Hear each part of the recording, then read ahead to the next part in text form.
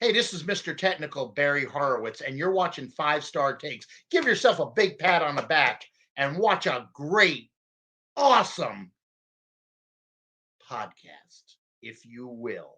And I will, and so will you. Let's get recorded in here. Let's get recorded in here. Huh? Huh? Remember they had a Recorded. song that was really, really bad and they had to change it. They had to change the whole song Well, to no. They had a really, really popular song that was changed from being bad. yes. Yeah, and I mean, I think the only time I know and I know the song you're talking about. We're not gonna mention it on the air and stuff because Yes. I'm not a big fan of the word in particular, and stuff. But I know I remember hearing that like there was a morning radio show in the Chicagoland area they used to listen to for years. I don't know if you guys have heard of him. His name was Man Cow. Man Yeah, cow. yeah. Oh He yeah. had Hogan on all the time. Yeah, and a little bit of little tidbits of wrestling. There was a spot one time when he had Hogan on and Jimmy Hart was there, and I guess Mancow and Jimmy Hart got into it, and it actually led to a very bad match at WCW Spring Stampede 2000, which I was there live and in living color with my dad. He took me because it was right around my birthday that year. So that was my birthday present. My dad took me to the show. It's actually the only WCW I went to. So WCW, excuse me, show that I went to. And this was the pay-per-view they did like right after Bischoff and Russo came on air, and they basically stripped everybody of all the Oh titles. god, the rebrand. Oh no! Yeah. Was like New Blood Rising a thing at this point, or No, the New this Blood. was They sorry, the New just Blood started. This was like literally right then. Okay. right after they introduced So, the New Blood and the Millionaires Club. what was the main event? It wasn't Mancow versus Jimmy Hart. No, that was like match number 2. The main event was DDP versus Jeff Jarrett for the vacant WCW championship. And this was when Jarrett won the title for the very first time, and stuff. So, which I didn't hate at the time, and I really don't because you guys know, and people that listen to this show, the guys over Shootin Sh, basically anybody who knows me when I talk wrestling knows I'm a Jeff Jarrett fan, and I'm a very unapologetic about it. I'm a DDP fan. Huge Me too, DDP and fan. I'm a DDP fan. I'm a fan of DDP the wrestler, but I'm an even bigger fan of DDP the person because that dude done some amazing things. Yeah, but even outside, like just in the ring, considering like he started as a valet, basically. Well, he started like wrestling. I think he was like 35 when he debuted. Well, I think he was older when he actually started wrestling Yeah, too. but I think he and stuff. debuted as a valet in his mid-30s, Yeah, and then I think he's like first started wrestling at like 40 or 41 or some shit like and that regularly after. and stuff. And just look at what he did. I mean, that one moment, with that match with Savage at Spring Stampede, that changed everything for him. Master of the Diamond Cutter, man. He even beat Jay-Z in court. That's right. I remember that. He sued Jay-Z over using Yeah, the I diamond remember cutter that. I sign. remember that. So And he won. yeah. So I'm gonna be serious here for a second. We were talking a little bit about this before we started recording, but to those of you listening, I just had found out yesterday that I had I don't want to say like I could say friend, but I mean we weren't super close or anything, but I had a friend that I went to junior high and high school with. He's about 5 months younger than me. Passed away suddenly about a little over a week ago. I don't know. I've been trying to reach out to people that knew him better just to kind of get an idea of what happened. I mean, if I knew out of respect, I wouldn't pass it along because it's not my place to do so. But the reason why I just wanted to bring it up on the show is because my friend, his name was Daniel Lawrence. I don't know if some of you guys that are on the Shootin Sh Facebook page where we post all our show news and updates, and obviously we along with the stuff with our friends over at Shootin Sh. He was one of the more active members in that group, always posting really, just cool pictures, just cool thoughts, sparking some great conversation. And it's just, you know, it was just really kind of sad to hear that someone that I went to school with my age, you know, just passed away. And it's just, you know, kind of one of those reminders, you know, is just, you know, don't take life for granted, because we all don't know when our last day is. You know, try to live life to the fullest every day. And it's just so I with the blessing of my boys here, Shane and Isaac, would like to officially dedicate this episode of 5-Star Takes to the memory of a fan of the show and a big supporter of us, as well as a very active member in our Facebook group, Daniel Lawrence. Rest in peace, buddy. You know, I'll see you down the road sometime. Rest in peace, man. So thank you. So all right, you know what? We had a little fun talking about, you know, 2000s WCW and Man Cow, and which is kind of an interesting way to start off the show. Let's how about we roll the intro video and we kind of get into some modern day WCW. Or we could talk about Man Cow more. Oh, dude, let's do it. All right. Well, how about this? Let's roll let's roll the clip, and then we'll go back to more Man Cow. Man Cow in the morning.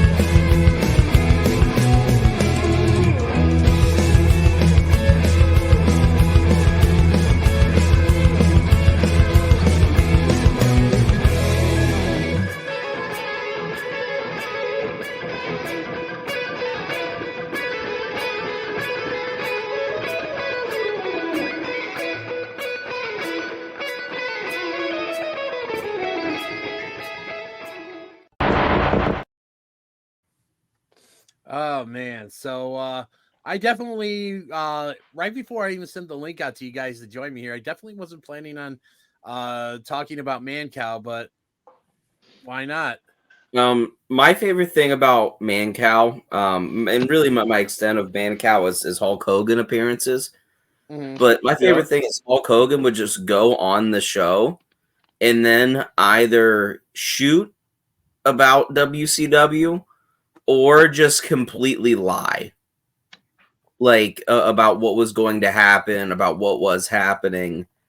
Like it was one or the other. He'd either be like, man, you know, Eric Bischoff sucks dick, brother. You know, he couldn't book a match to save his life, bucko. I'll tell you something about Eric Bischoff. Man. Yeah, or he'd be like, yeah, you know, the Hulkster over the next couple months is, you know, fixing to rip off, you know, 700 championships. You know, it's in the works, dude. You know, the funny thing was Metallica. They called me and they said we need a bassist. Yeah. The funny thing is about Man Cow is my dad, God rest his soul, actually was the one who introduced me to the Man Cow show, because they used to have it on. I don't even remember how, but like because I know he didn't listen to it in the house, because there's no way my mother would put up with Man Cow every morning, as you know, he was getting ready for work or I was getting up or something. But I just think it was just something he's on, and it's just I was like, okay, this is kind of, you know, this is actually pretty funny and stuff. And you know, and I mean, I didn't realize and even really still to this day, like how much of the you know, the Chicago scene that he's really had an impact on.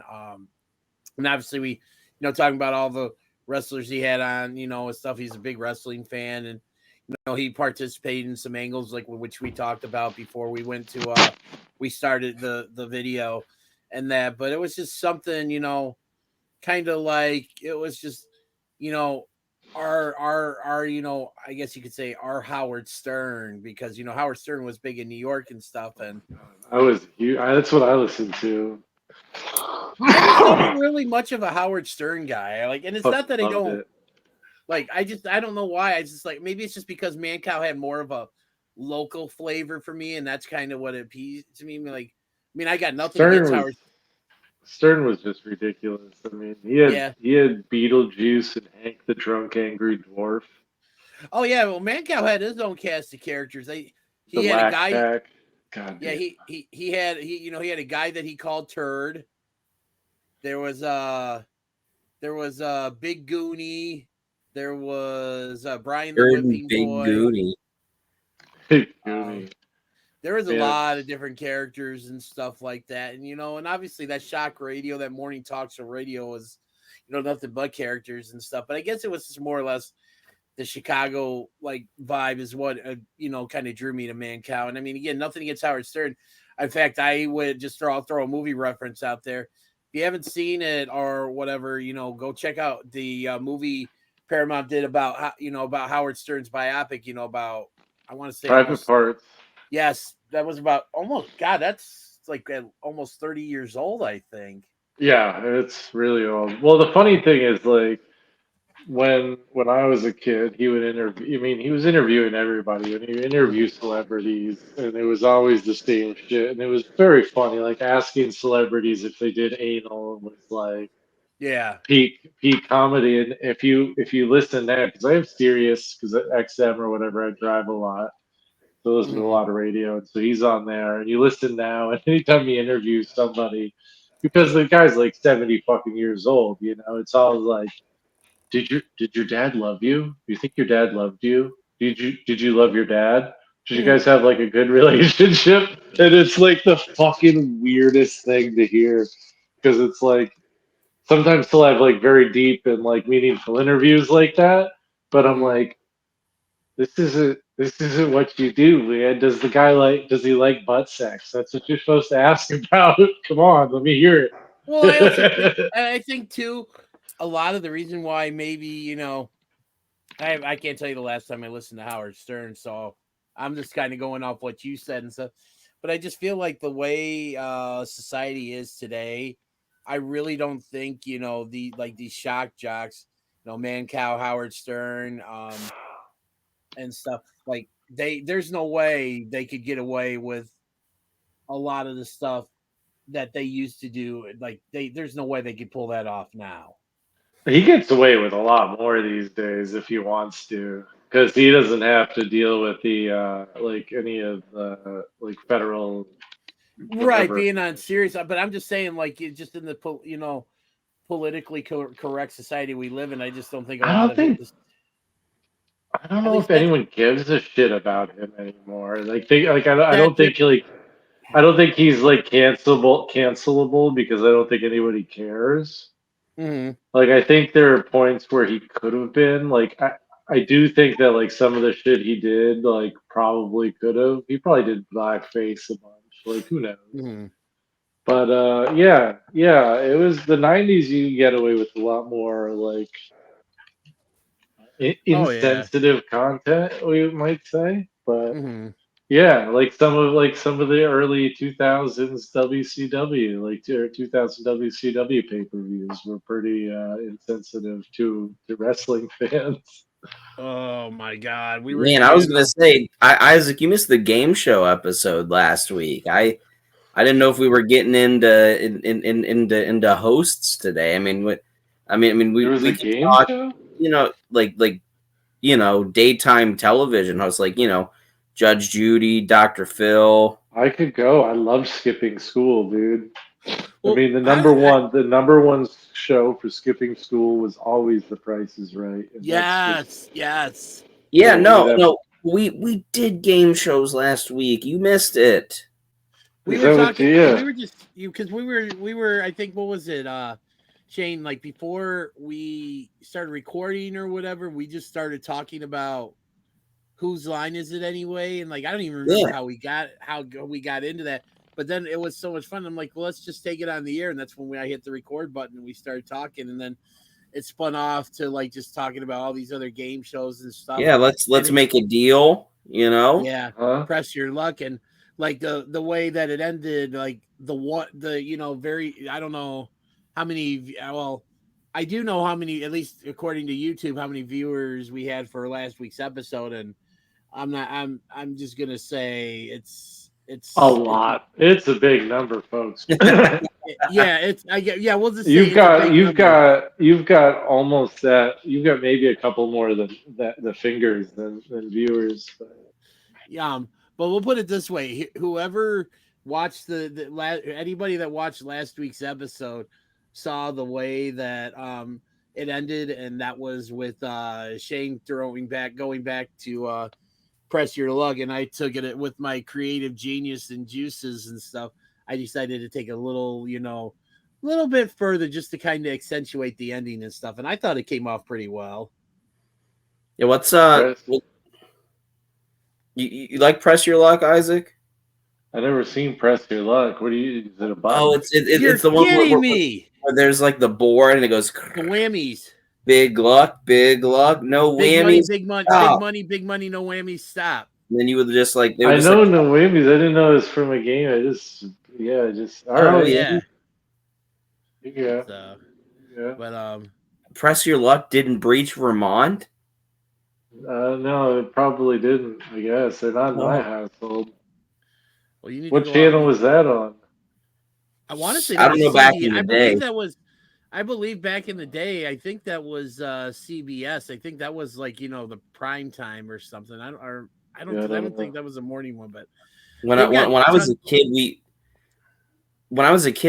had a network called Game Show Network, and it was literally just reruns of Whammy and fucking what was the Wheel of Fortune, Jeopardy. It was No. like all the. Was there Wheel of Fortune on there? There was like a lot of old games. I was gonna say back when Game Show Network originally started, it was nothing but like classic game shows, and then eventually over time, it evolved into where pretty much now I think the only classic game show that I ever see on the Game Show Network is the Match Game, which is one of my all-time which is my all-time favorite game show. What was that one called? Pyramid?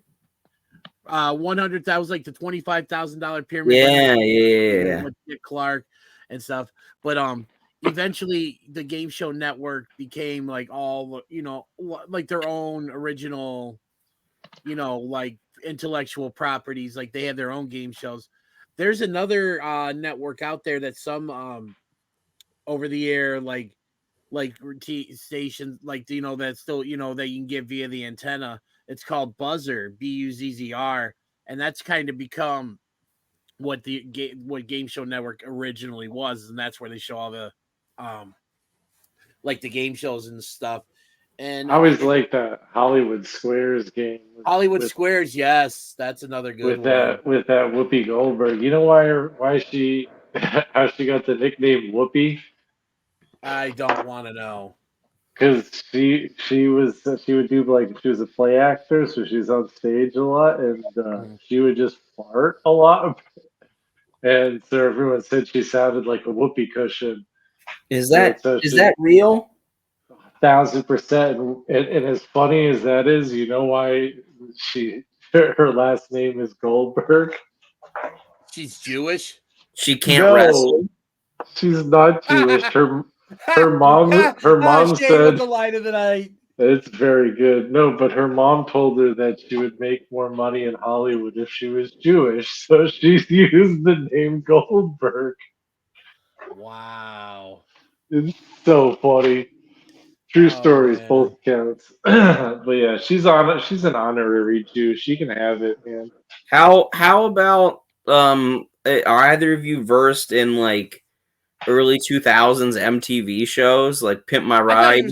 I thought he was gonna go back to early 2000s WCW again. I'm like, Pimp My Ride.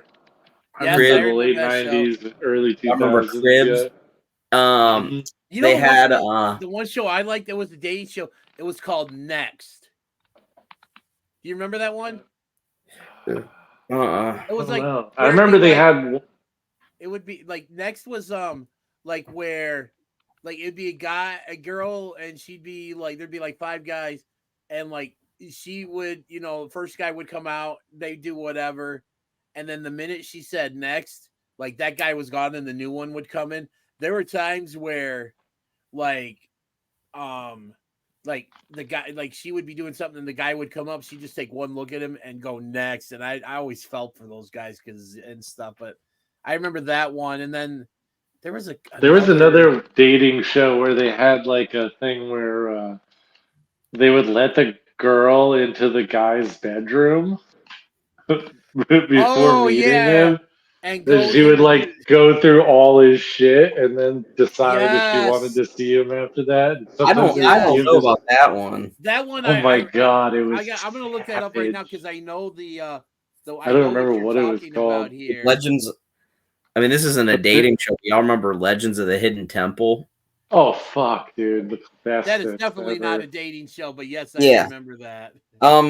No, but back to dating shows, man. Two of the biggest dating shows that on like MTV from that era that I can remember.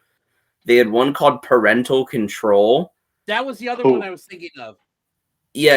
Where it'd be like parents would be like, "Yeah, man, like the mom, my daughter is dating a shitty guy, and all he does is sit around and do heroin and ride skateboards." And then like Darby Allin would come out, and then they'd be like, "So we're setting him up on 3 blind dates." Like it was the mom, the dad, and then like the current boyfriend. The mom would have a person, and the dad would have a person. So funny. Yeah. That one show they were talking about where they go through the rooms. It was called Room Raiders. I just looked it up. Room Raiders. God damn, dude, that shit was savage. I remember a girl found a dude's like shitty underwear in there. And she's like, "Oh, he wears shitty underwear," and I'm like, "He's not wearing them. They're dirty. You have dirty underwear. It's not a crime."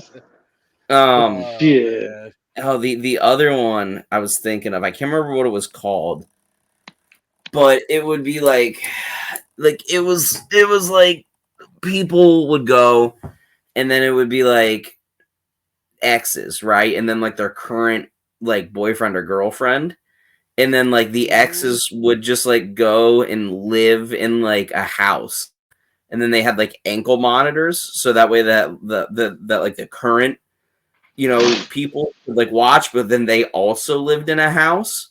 Yeah. So it was just like who's gonna cheat on who, the show. And I'm also like, why would anybody agree to do this? Well, it's like they had money. that wife swap show. Like yeah.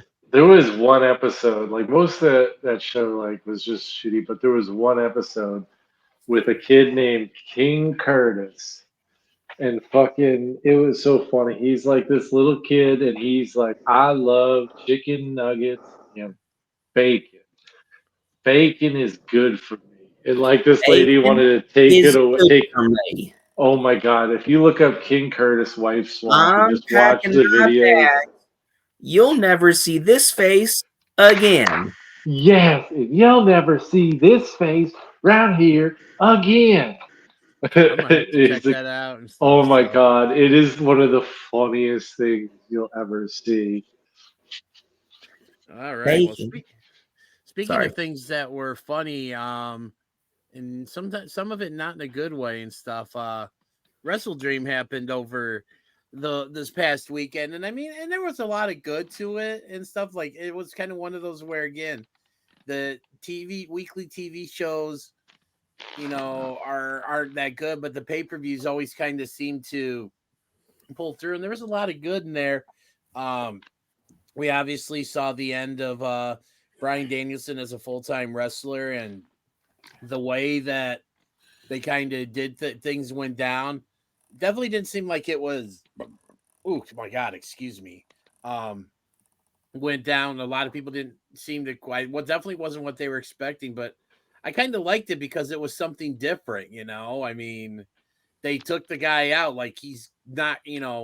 They took him out. They took out a lot of the locker room, and I think what we're gonna see with this is we're gonna see the emergence of some new blood in this, that's gonna kind of lead the charge and stuff. And but I thought it was a decent show. I mean, there was the triple threat match for the international championship. I thought stole the show, which I think judging by the 3 guys that were in that match, I don't think any of us are surprised.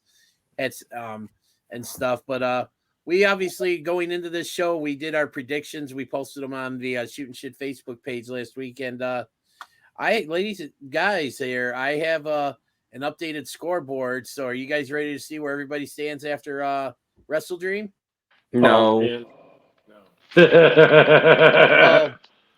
Well, I heard a yes in there somewhere, so I'm gonna throw it up here and stuff.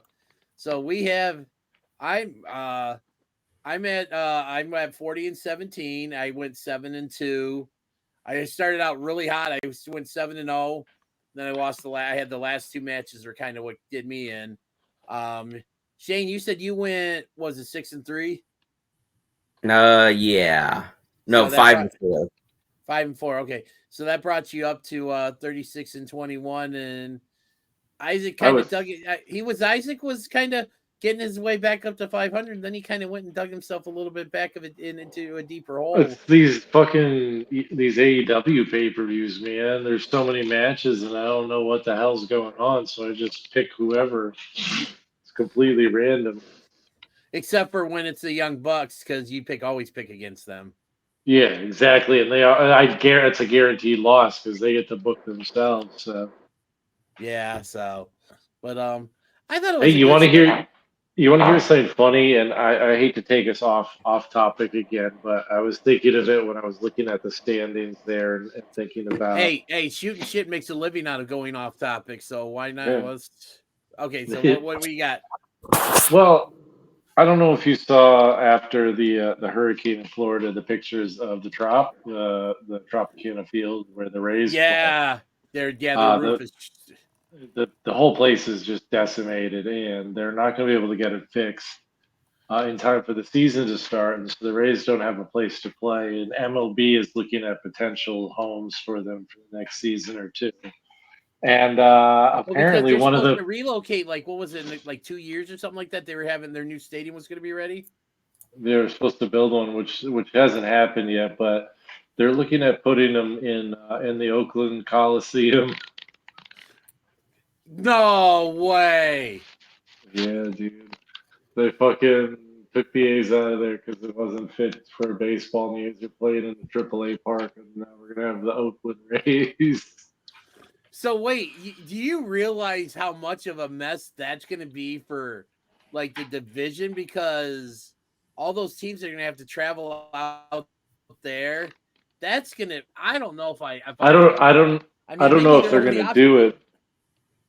I don't know if they're going to do it, but yeah, I don't know if MLB wants a bunch of teams playing in AAA parks next year either. So, yeah, I don't know how it's going to work, but that's definitely one of the places that's being floated right now. So I thought that was pretty funny. That's interesting and stuff. So, but I just that's insane. That's crazy and stuff. Just to think about, how much damage does the two hurricanes wreak, across the southeast United States and stuff. And I mean, just how many lives were affected, and our thoughts and prayers and well wishes and good vibes go to all those who are still kind of trying to get back on their feet. There's tons of places you can go if anybody wants to donate. I mean, just go online, and there's a wealth of websites and stuff. I mean, a lot of wrestlers are kind of pitching in and leading the charges. I mean, I know Adam Copeland and FTR, who are all based out of North Carolina, have been very much involved in their communities, doing, helping people out where they can and stuff. And it's just, it's great to see these wrestlers who have this platform and, kind of like the status about them, but using it for good, to kind of like say, hey, let's help out. Let's help out those who, need it. Like John Cena, man. Yeah. John Cena's that dude. He's out there fucking granting every fucking Make-A-Wish in the world. Yeah. Which is, which is awesome. I mean, he gets a lot of unnecessary hate and stuff, but he, the stuff that he does do well and does good. The good he does in the community should get talked about a lot more than it does. I mean, like regardless of whatever, like behind the scene wrestling politics there might have been in the past, and Wade Barrett's that might have been screwed over. He's still one of the best, of all times, and he carried that company on his back for a decade all by Yeah. himself, Yep. which is, impressive. Yeah. And, I don't think we would be where we're at with the pro wrestling without John Cena. And, to carry us through that era. Mm-hmm. I don't know. I know Shane's a big Cena fan, so. Yeah. I mean, again, not as far as in ring for a majority of his run, but again, regardless of any bullshittery that he may have done backstage, being the all-time Make-A-Wish wish granter is Yep. all that I need to hear to be a big fan of somebody. Yeah. And he's he's the the kind of guy recovery like, king too. yeah. Like anytime he got injured, he came back fucking so quick. Well, yeah, you think about, and that the one time I think everybody talks about was, the 2008 Royal Rumble when, like I think it was not even maybe 3 months prior when he tore his pec, and I mean, because I remember, all the reports and stuff were like, oh, he's going to probably be out till probably miss WrestleMania, and I remember watching that pay-per-view. I think I was probably just watching it at home online, or whatever, and just like I heard it, I'm like, wait, what? And then he came out, and I'm like, wow, and it just that was probably and that was in the midst of the let's go Cena sucks stuff, and I mean Right at the that plays beginning of that, I feel like right at the beginning, maybe a little bit into it and stuff, but I mean just that that pop he place got came that night unglued. and stuff, That was Madison Square Garden, wasn't it? yes, it was. Yeah, yeah. Uh, Well, that's a testament, man, to just how good the steroids that man gets are. shit. If you Oh could man, recover that quickly, shit, dude, right. you got the So. good shit. And that, so but yeah, but I it's really cool to see again, like I mentioned, all these celebrities and stuff pitch in and kind of again use their platform and stuff to help out. But one thing I want to kind of get into here real quick, and this is something I'm going to take the lead on and stuff, is there's a gentleman who was very influential in one of the biggest boom periods for Ring of Honor. His name was Joe Koff. He was a former COO of the company and was one of the main reasons why they were able to get into Madison Square Garden, as well as getting Ring of Honor on a national TV state, group with the Sinclair Broadcasting Group. Joe Koff passed away at the age of 73 the other day due to after a battle with cancer, and he's very underappreciated in the world of wrestling because again, he got Ring of a company other than the WWE in the Madison Square Garden. He's one of the he was Ring of Honor was known to kind of be the main financial backer for All In, and that's he's got a part in that. And when you think about the talent that went through Ring of Honor at this time that is still continuing to make an impact, in the world of professional wrestling to this day, and this is something that where we'll get into a little bit more here in just a little bit and talk about some of these talents that are were part of Ring of Honor and still are around making an impact to this day. But it's just the guy was a wrestling fan. I mean, he how many TV executives did we know that actually were wrestling fans and stuff, because most of the time that was something unheard of. I mean, most executives wanted nothing to do with wrestling. Case in point, when AOL Time Warner merger happened, that was basically almost kind of like the telltale sign that WCW was eventually going to be gone because nobody there liked professional wrestling. So it's kind of nice to see someone of that stature be a wrestling fan and advocate for it and stuff. But when you think about the impact Ring of Honor really had on this, because when you think about it, without Ring of Honor, we don't have All In. AEW, it probably never happens. I mean, the world of wrestling would be a lot different if it wasn't for Ring of Honor. I mean, I don't know if you guys want to add anything. No, I mean, I think that you did a pretty good job of covering it. Obviously, this gentleman did a lot for Ring of Honor, and CM Punk. Yeah. yeah. I mean, There you go. a lot everywhere. And I Rip mean, and Mr. when Koff. yeah, and when and obviously when COVID happened and all this stuff was going on, he made sure that all of those talents were paid. I mean, throughout the even when they weren't working, which I mean, how many companies went out and did that? Talent can't work because of this, but yet they still get a paycheck. I got fired.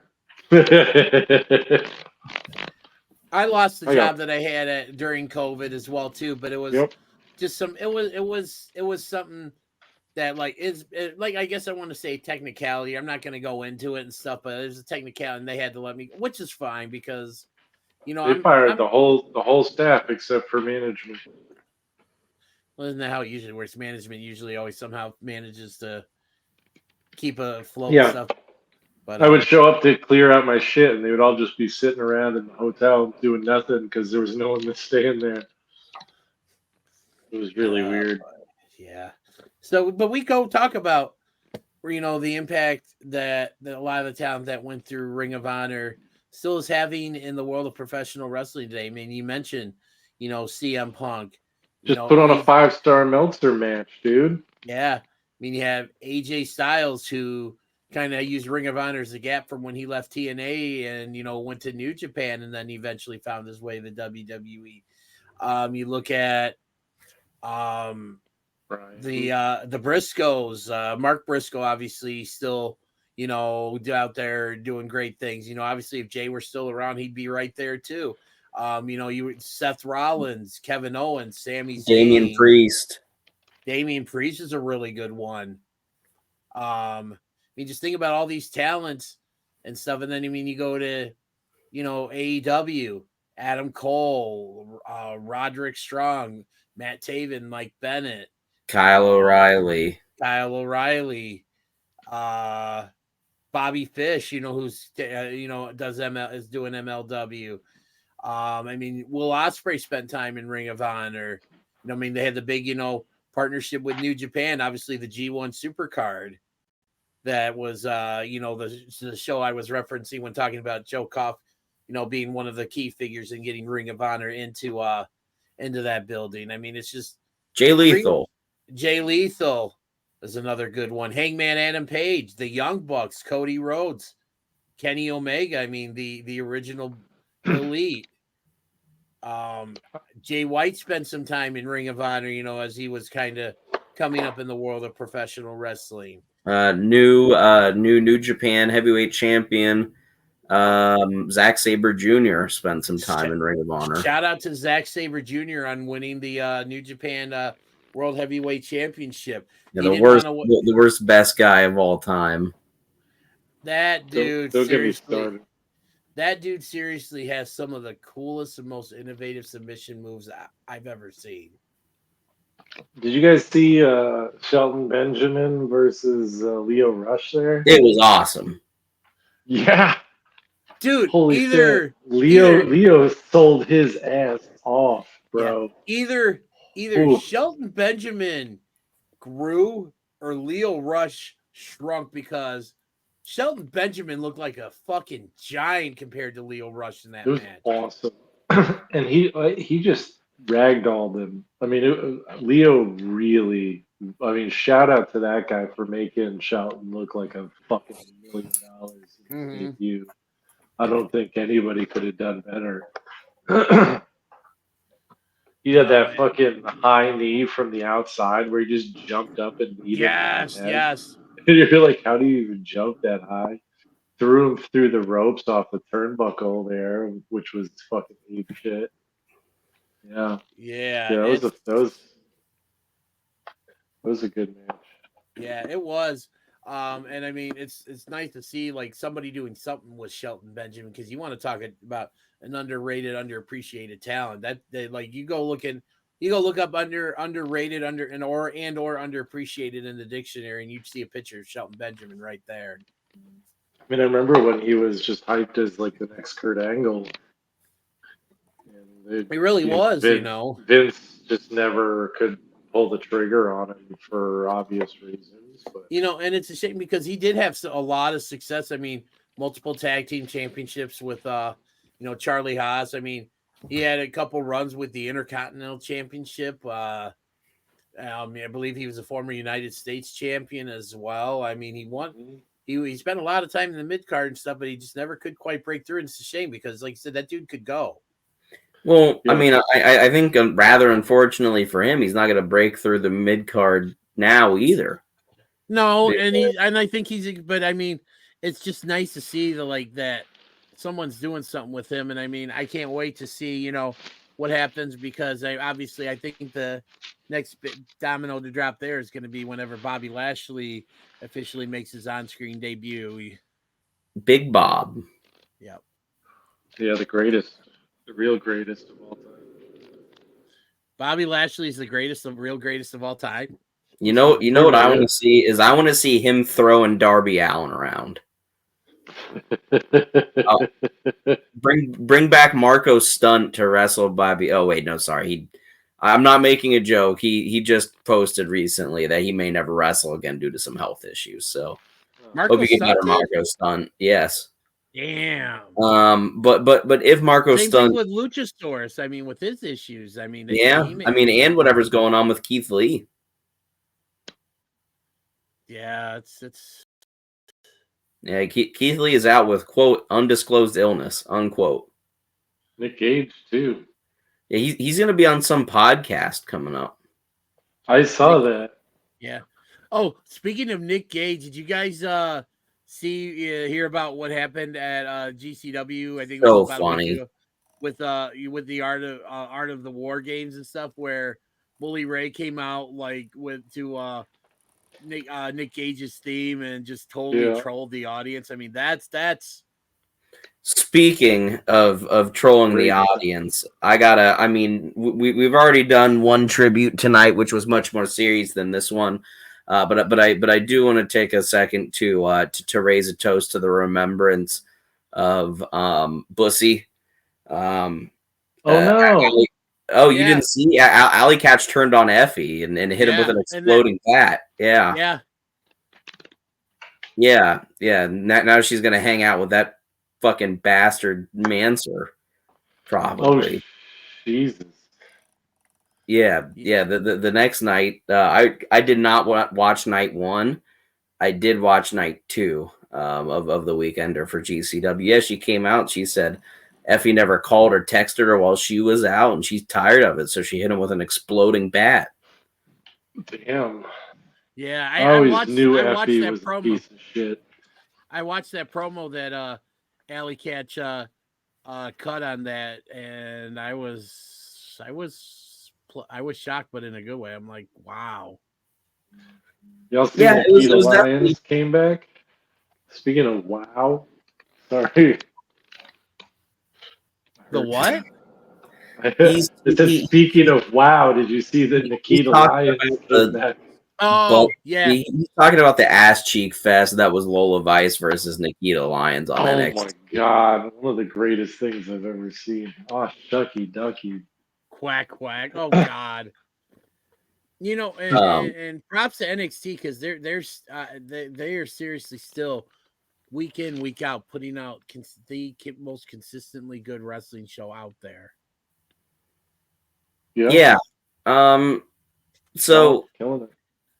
One thing I want to bring up real quick, and then we'll get into the main event, is there's just been a lot of heel turns and face turns that have been happening across both shows that just don't really make sense. Like, for instance, I'll go with NXT. Like, why does everyone hate Chase U? Why can't Chase U have friends? I don't know. I think Chase U's great. Yeah, I think Chase U rules. But like Ridge turned for like literally no reason. Then over on AEW, you've got not Bryan Danielson. You've got Moxley, who I'm not really sure why he's beating everybody up. He just seems like an angry old man. And then the Adam Cole situation. Why is he face? When he got hurt, he was definitely a mean bad guy. And then he comes back and he's like, "Oh, sorry. Sometimes you got to be mean to be the mean guy." And everyone's like, "Woo!" Well, it's because of MJF, and I mean that thing that was, had so much promise, and just during a series of unfortunate events, that just got derailed quick. That got derailed a lot more quickly than the show tends to go off the rails. So Yeah. Yeah. I'm just saying. I mean, And Adam Kevin Cole Owens would not be the finally face. turned.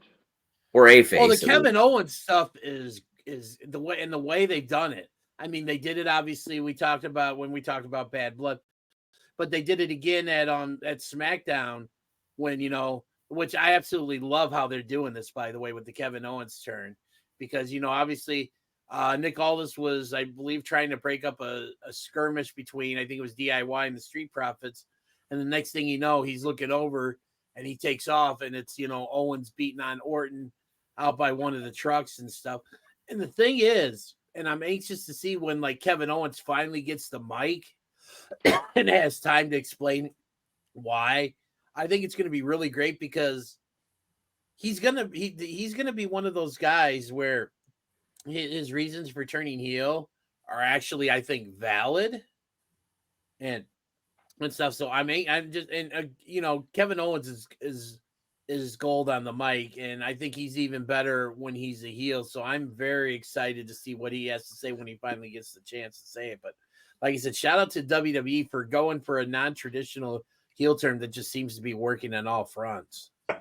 Yeah, trusting the guys because they came up with the idea. It was those two, like Cody and Kevin, who was like, "Hey, let's do it this way," and they went with it, and it worked. I think it just goes to show that like Cody, man, I hear a lot of people still talk shit about him, but man, he got Wrestler of the Year, and I think there's a reason for that. I mean, you look at the role WWE's on since he's been in the company. His storyline has been hot.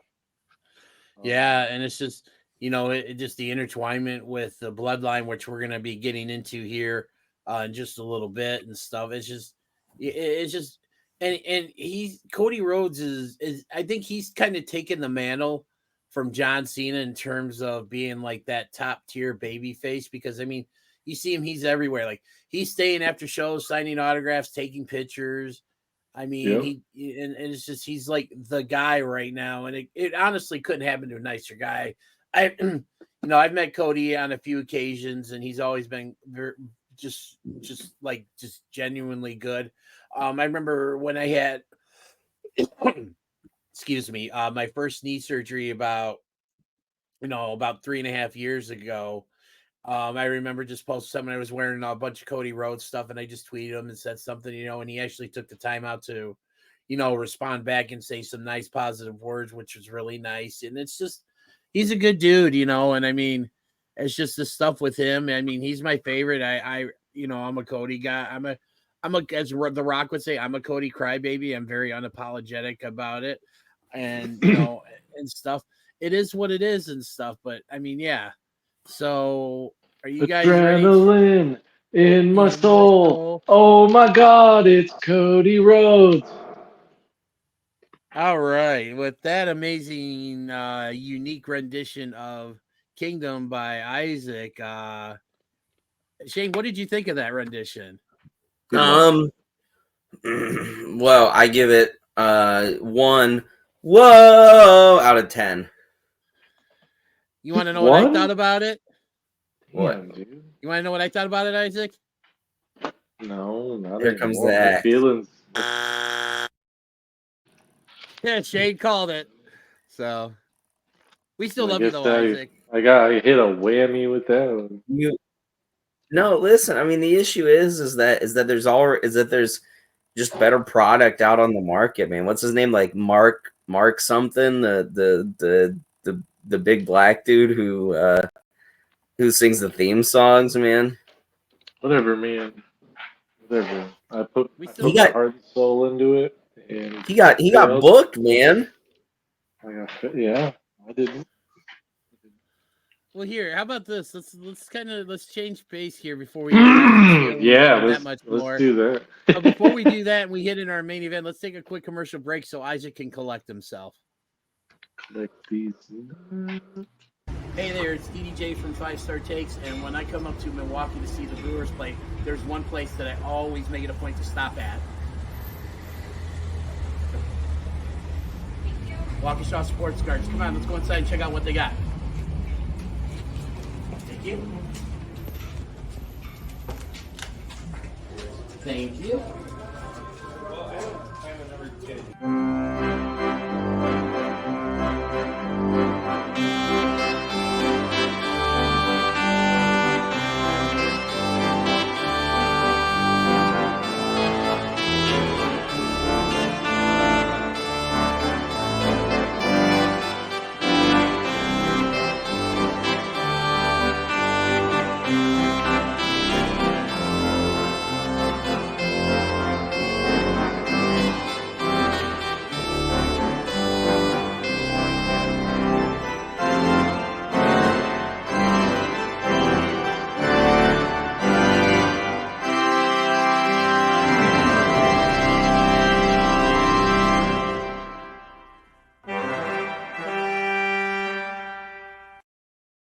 Be sure to stop by one of their 3 locations or go to www.waukeshasportscards.com.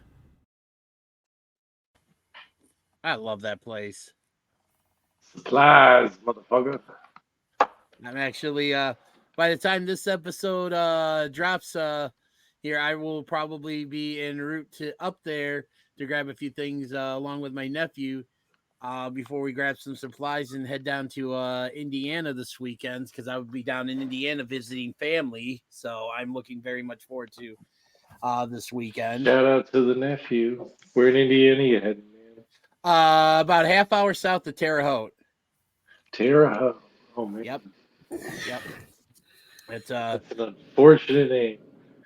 It's actually not too bad. The drive, real nice drive down there. Literally, from my house to get down to where we're gonna be, it's pretty much, I want to say 85 to 90% on one major road. So, which is great. There you go. Yeah, Straight shot to Terre Haute. Pretty much, yeah. And the best part is we're going in my wife's car, so she'll probably be doing most of the driving. So I get to kick back and relax. Damn, dude, lucked out. Yeah, I bet. You know what? I'm pretty. I lucked out in life with my Life's wife. Terre Haute. My wife. She's pretty cool. You know, I'm gonna keep her for a little bit longer at least. Will she All right. keep you? What's that? Will she keep you is the question. It depends on what. It depends on the day, I guess you could say. Yeah. So. Yeah. All right, guys. So. We ready to get into the main event of the show? Yeah. All right. Oh, hell yeah. So the first few steps in reuniting the OG Bloodline has officially started. We saw the return of Jimmy Uso at Bad Blood and subsequent SmackDown. You know, Roman acknowledged Jimmy and they got on the same page. But Jimmy went to Roman and said, we need help. And this past week on Raw, Jey Uso was going back to his locker room to open his door and saw brother Jimmy in there. He said, go on, get. You know what, though? And this is what I like about it is we you know, these characters aren't like, Jay's not forgetting all the shit that Roman and Jimmy put him through. And but Jimmy is forgetting all of the stuff that Roman put him through.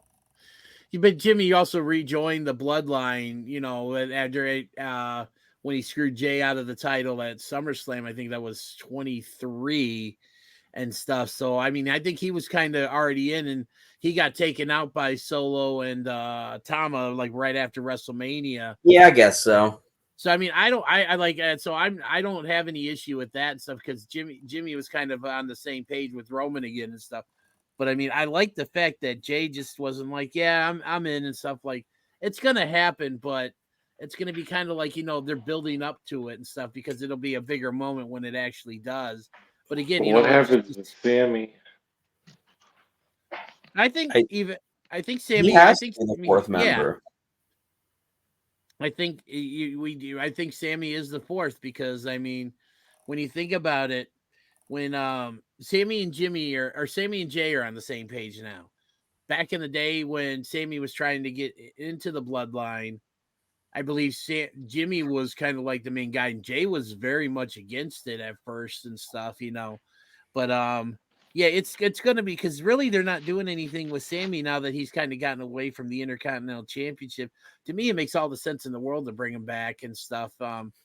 But I also, you know, but when that happens, I could see this thing with Kevin Owens kind of like going to Sammy's, be like, you know, like what the, you know, what and everything. And this is again, you know, all these people, you know, all of a sudden are okay or accepting or, you know, helping out the guy who literally made the lives of wrestlers like, you know, Sami Zayn, Kevin Owens, Randy Orton, Cody Rhodes, hell for like 4 years and stuff. And that's kind of why I like the just the way the story is and stuff. And I mean, I'm all in. I don't know about you. I'm assuming you guys are as well too. But what do you guys say?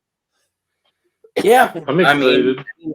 I think that anything that we can do to get to the end of the bloodline is a good thing. You know, it's been you know, I think bar none the most ambitious, you know, longest story the WWE has told ever. You know, start to finish, and I think a real fitting tribute would be you know, clash of the bloodlines, and then hopefully everyone can just move on.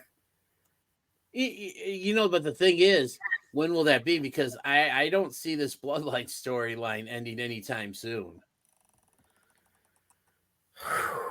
Oh, Now with The Rock, may possibly get involved. Oh yeah, because he made the appearance at the end of Bad Blood and hasn't been seen since. And yeah, so you got to figure the Rock's the wild card in all of this. Like, where's he going to stand with Roman and you know the OG bloodline versus you know the new bloodline? I mean, there's so many layers, and like I said, there's so much more left to tell. Honestly, I think that, I mean, and this is just my personal opinion, I think The Rock like just messes shit up like it's completely unnecessary. Like there's no good place to put him in the story at this point. Well, right now, but I definitely do see he's going to get back. He's going to find his way back to this story, and I Of think it's going course to be he is. sooner rather than later. I mean, obviously, if they do, the Bloodline Civil War at War Games, I mean, maybe they do a 5-on-5, and he's with Solo and his crew, and then who does the Bloodline go to? Obviously, let's just assume that it's Cody. Roman, the Usos. That's the one guy I was thinking of. Or maybe they bring in someone, else. Like maybe they bring in Zilla Fatu or, Hikuleo, who's, the brother of Tama Tonga and Tonga Loa. I mean, it's great. And like I said, and that's the thing I love about pro wrestling. Like to me, it's its best when it's not predictable. Yeah. Yeah, for sure. No, I mean, any good story any is right. Yeah. So Shane and Isaac are a book club. Shout out. Shane and Isaac We book read club. a lot of books. I'm down to less than 9 hours in mine. Dude. And we here at 5-Star Takes definitely think like Billy Madison once said it best, reading is good. So peeing your pants is cool. If peeing your pants is cool, then I'm Miles Davis. You call me Miles Davis. what is that? Huh? Oh, Shane, you haven't seen Billy Madison, have you? Oh, is that also from Billy Madison? Yeah, I've never seen Billy. Yeah. What the fuck? Shane's not a movie guy. You got to cut him some slack on this. Yeah, I mean, it took me like a year and a half to get him to watch They Live, man. Yeah, I mean, somebody had to pay. Oh God, I remember. Throwback to the early days of Such Good Shoot when every week we asked Shane, "Did you finally watch it?" It's right. A classic bit. Speaking of classic bits, you roll that Oh, music? It's time for Pics or It Didn't Happen with Isaac. Hey, that's me. Yeah, It's that's Isaac. me. You got the Oh my god. I've lost count of the streak that you've been on because you've been nailing it week after week after week. Well, I've just been like I've been in a mode where I'm like, okay, I gotta think in like terms of like who are wrestlers that DDJ actually you know, can like have the opportunity to meet. I think this week might be your undoing. I Really? don't, I in my heart of hearts don't believe that he's got one with Ethan Page. Like I Well, am Nate, so he's sure been of an A this guy for one. so long. Dennis I am not getting it. genuinely almost positive on this one because why wouldn't he? He's been to so many of all the early AEW shows, man, and meet and greets and all that. So why so wouldn't he have the all elite Ethan Page? actually he's not all elite. He's now NXT. I know, but at the time you met him, I'm sure he was all elite. Well, let's first off find out. Do I have a picture with Ethan Page? Shane says no. Isaac says yes. I'm Here we so go. sure of this one.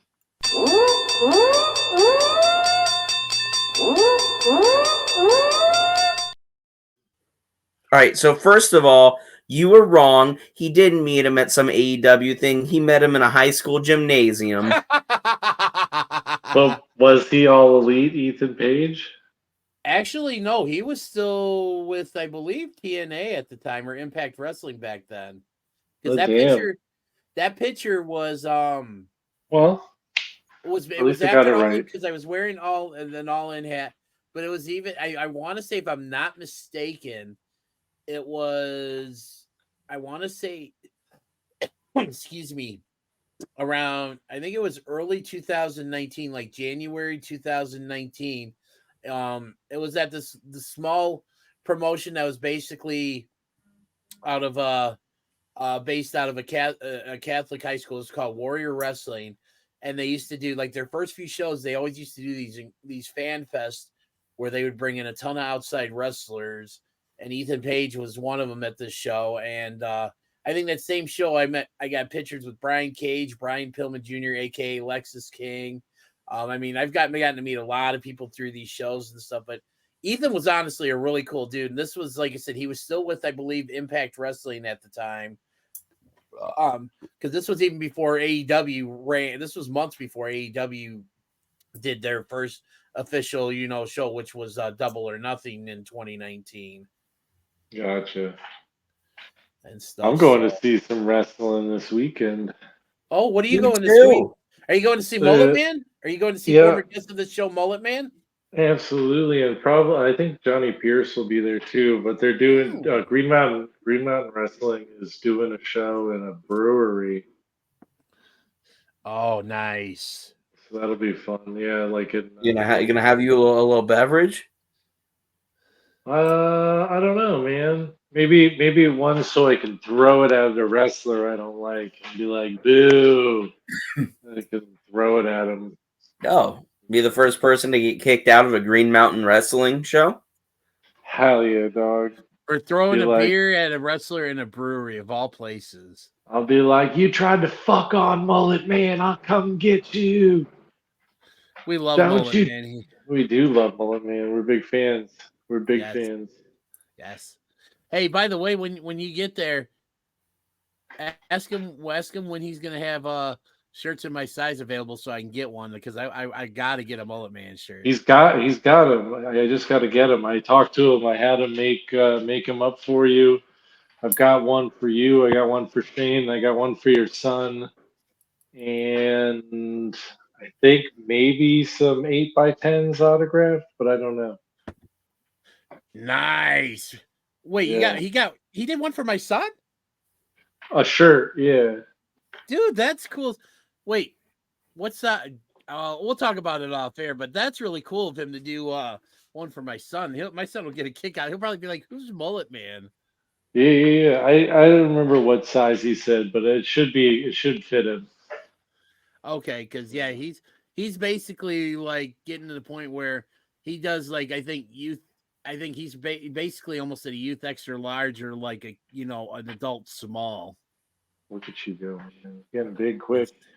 Yeah.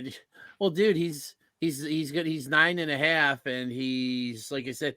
When I stand up, like I'm 6'1", and when he stands up next to me, he comes up to just like right about like right here in my my ribs or something like. My kid's closing in on 5 feet already, and he's not even 7. Yeah. What the fuck, man? No. I'm pissed now. He's 4 3/4, man. 3 Oh feet my tall. God. I think your son Huey and my son Matthew, I think they're roughly about the same height then, because he's Matthew when he went his last appointment, I'll have to ask my wife, but I want to say I think he's was 4 feet 8 inches or something. Like he's creeping up to 5 feet. Dude, it's crazy, man. He grows quick. Yeah, these kids grow quick. I mean, and we shouldn't probably be talking. It weren't too long ago that he was just a twinkle in your eye, Dennis. Yep, and I'm sadly I'm reminded that every time I go through my phone and look at old pictures and of my son or videos of my son, or when I see memories pop up on Facebook, like case in point, I was looking at my Facebook memories for today, and there were pictures from past fall family reunions I'd been down to, and a couple of the ones that I saw were like his first time down there. He was like his first, I guess you could say, real road trip. He was about 6 months old, and just how little he was, and just I look at him now. I mean, he was so cute back then. He's cute now, but back then he didn't have a mouth like he does now. He didn't know how to talk yet. No, and sometimes when I hear some of the things that he does say, I kind of wish to myself, I wish he couldn't talk. He's a good kid though. He really is. And stuff. So just like I'm sure Huey's a good kid too. All the time, man. 100% of the time. Never does. Yes. Never causes any trouble to anybody. And Shane, we both of us, Shane, we think you're a good kid too. Oh, thanks, guys. Yeah, you can call me daddy. There's a lot of things I could do. That's one of them. There's a lot of things that I won't do. That's also one of them. Also one of them. And I think on that note, I think let's hit it. Let's just get this before it gets too out of control again. Hit it and quit it.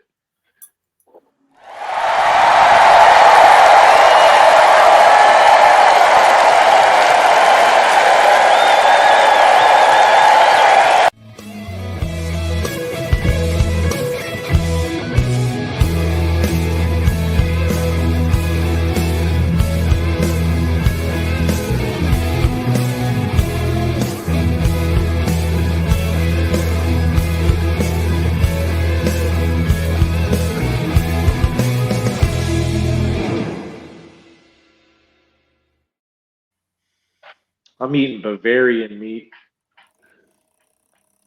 Shane's what are you doing, Shane? I was just feeling the music. I'm still feeling the music. Still feeling the music. Okay. Well, is that how you do it in the mosh pit?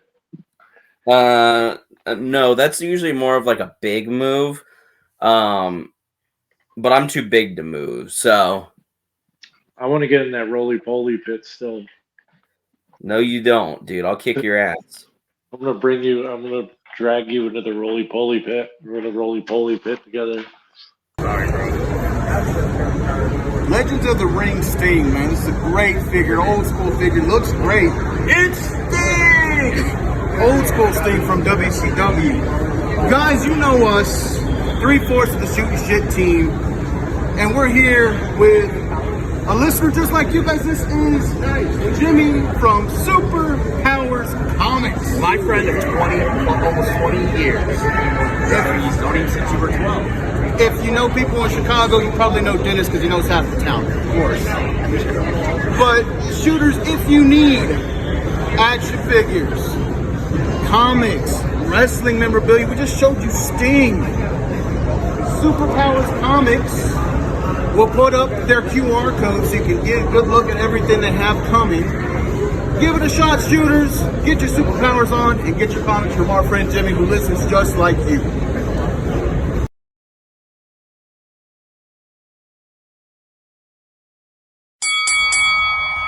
Attention wrestling fans and fans of Shootin' Shit podcasts. You can now be one of the cool kids by going to ProWrestlingTees.com and buy the official Shootin' Shit t-shirt.